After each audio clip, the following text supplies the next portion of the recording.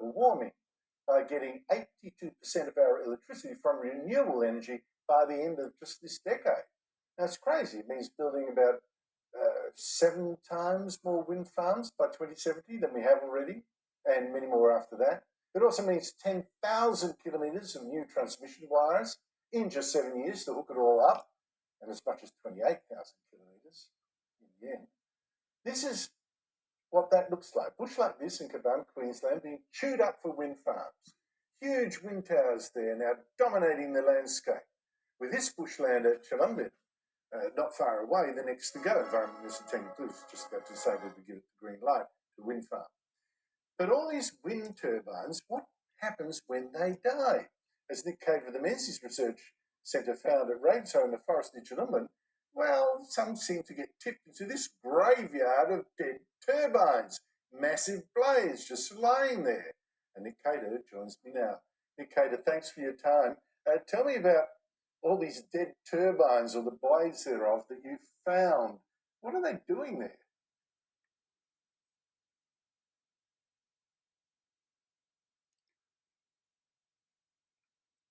Oh, sorry, the sound seems to have gone. We haven't got him? I'm sorry, we'll have to go back to that story later.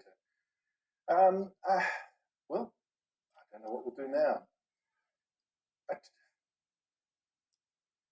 Well, we're not going to get the wind turbines up, are we? Nick, sorry about that. Those wind turbine blades, what were they doing there? Yeah. They were dumped there, Andrew, as best I can work out, about 8 years ago. They were about 15 years old when they were removed from the Windy Hill wind farm, as they call it, which is one of the small ones. The amazing thing is these things are only 20 metres long. They look huge, but the new ones that are going in are 86, 90 metres long, so you're talking about 4 or more times bigger, and they don't have any idea what they'll do with them when they're removed. I thought it was pretty shabby. It was actually in the quarries there in the middle of the forest, and some of the locals at Ravenshoe told me about it, and I said, well, let's go and have a look. I just couldn't believe it. You'd think they'd be doing something a little bit better. Certainly, Andrew, it does show one thing, that renewable energy isn't actually that renewable. There's no renewing those blades. They'll just sit there leaching various substances into the earth. Yeah, it's odd, isn't it? I mean, we're told renewable, but I think these wind farms, what have they got a life of these turbines, about 25 years, something like that. What is supposed to happen to them? I mean, we've got so many of these turbines going up. What are we going to do when they progressively die? Nobody knows. And the same goes for the solar panels too. I mean, they can't be recycled and they're being dumped around the place. There's just no plan for this, Andrew. Now, if you were dared to suggest you were going to put a coal mine in Queensland, you'd have to have a whole program for rehabilitating that land to turn it back as far as you could to the natural landscape. You'd have to put up money. You'd have to put money aside in the form of a bond to make sure you did it. Wind farms or wind industrial estates, as I prefer to call them, no, nothing. So nearby at Chulumbin, which is remnant forest, is tropical wet eucalypt forest that is just going to be ripped into for the Chulumbin wind farm. No plans to rehabilitate it at all. And the destruction of that native vegetation is just heartbreaking, Andrew. It really is. They're talking about an area about twice the size of the Melbourne CBD that they're going to have to rip trees out of to put turbines up. These trees are currently doing a great job, as far as I can see, sequestering carbon back into the ground. That's what trees do. But no, they've got to be ripped up. They've got to be ripped out, and the home of the greater glider is going to be ruined in order to put up some turbines that are going to last 15 to 20 years at best. You just have to laugh, don't you? But it's not actually that. It stays me.